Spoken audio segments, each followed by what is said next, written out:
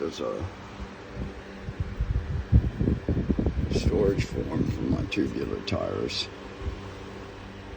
spares. This one's going to get mounted back on the new rim I'm working on now, and that's a Tufo Elite track tubular, which I use as a get me home emergency tire. It's really lightweight. It folds up like an inner tube and stows in my saddlebag. This is a Challenge Tech Elite tubular. I'm not even sure why I have that, except Alex probably brought it by here and gave it to me. He's the owner of Challenge. So, yeah. Anyway, now I just have to put this back into the new rim. I don't have to lace these through the hub. They're already in there. I'm just going to put it in exactly the way I took it out, in the same position. It's a Roger Musson trick I learned from reading his book. It makes a lot of sense. It's easy. It's a Q-tip, earbud, whatever you want to call it, with the end shaved down. It'll go right into the nipple, and you can feed the nipple in there without losing it inside the rim. Don't forget the motor oil on the threads. The other good use for an earbud. Yeah, don't need much. Let's get to it.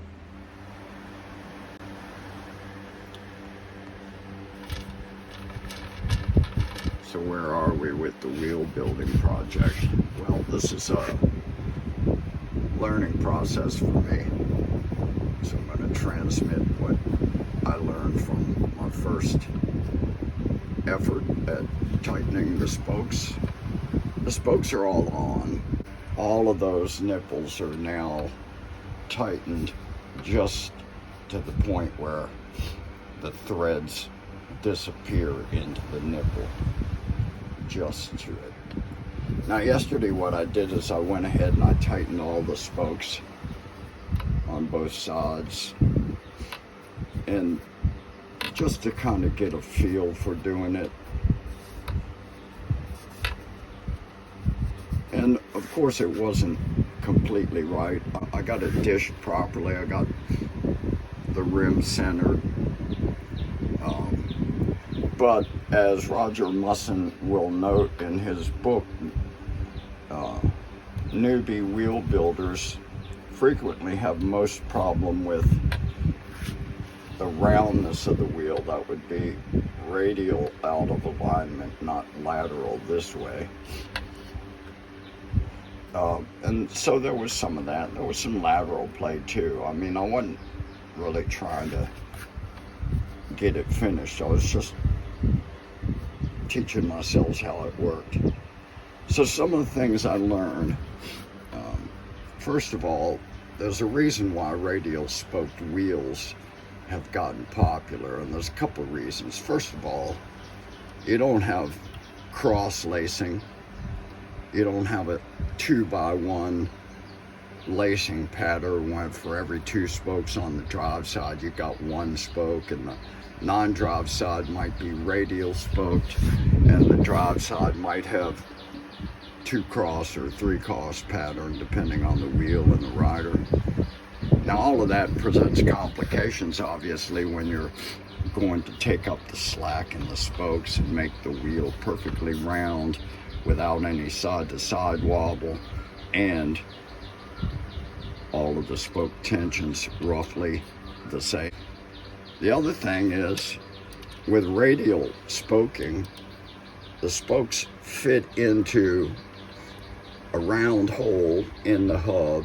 Sometimes there'll be an extended flange, or it might be a hidden spoke head, which in this case on the carbon tie hubs, that's the way it is. So when the spoke goes into that hole, it really doesn't matter if the spoke turns around in that hole. Whereas with J-bend spokes, these are straight pull spokes. With a J-bend spoke, the spoke will have a hook at the end, and where the bend in the neck overlaps the exterior part of the flange.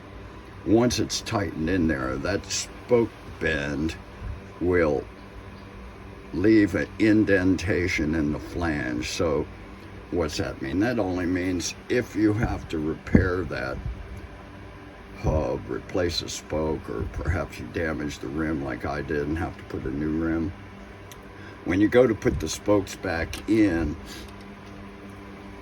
you have to put the spokes into that hole so that the bend of that spoke matches the indent that it left in the flange of the hub. All of that vanishes if you have straight pull spokes, and radial spoking pattern obviously is easier than cross lacing patterns. So this wheel is radial on both sides. It's a front wheel.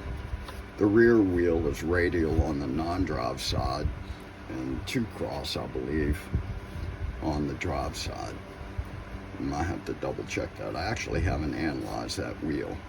And that's one of the things Roger teaches you to do, is to be able to look at a wheel, any wheel on any bike, and break it down into what the style of the lacing is, and there are several different styles.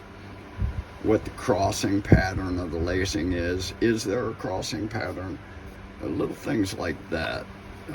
Did the spoke hole line up with the, did the valve hole line up with the logo on the hub? And that's an aesthetic point, not a functional point.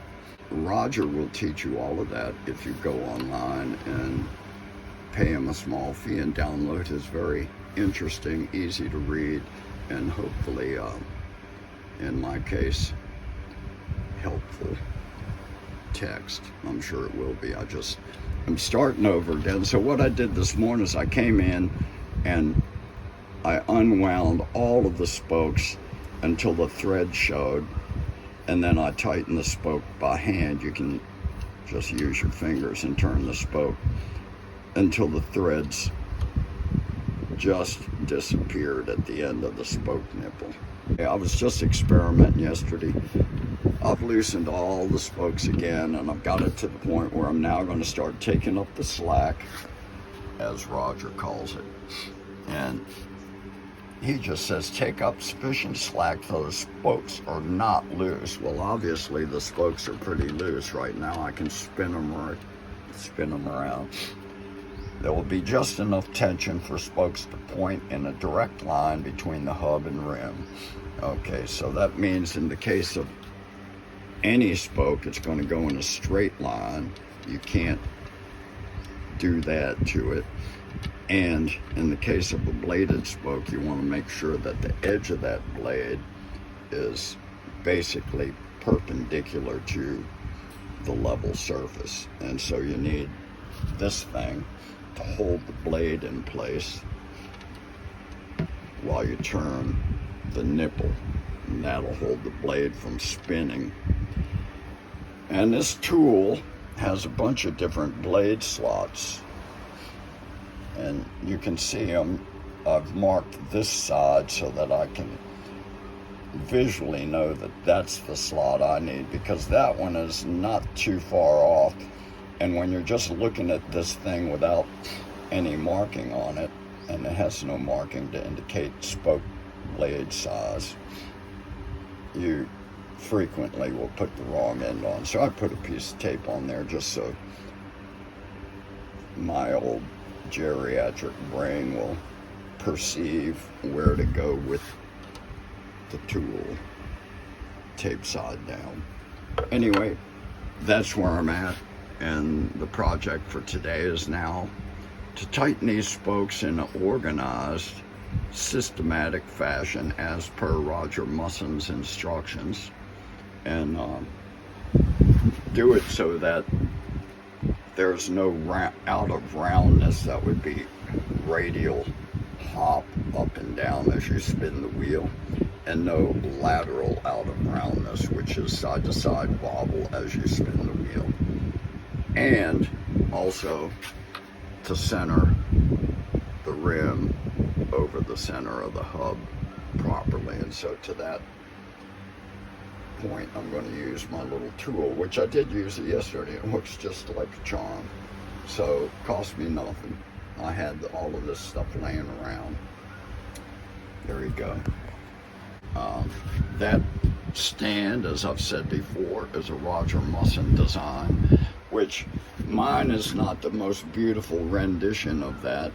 I might actually start all over and get the proper wood size, but I didn't have the proper wood size, as you can see, so I had to build a little extension there so this thing would slide in and out far enough in case I ever do a 170 mil hub, which I doubt it, but you never know.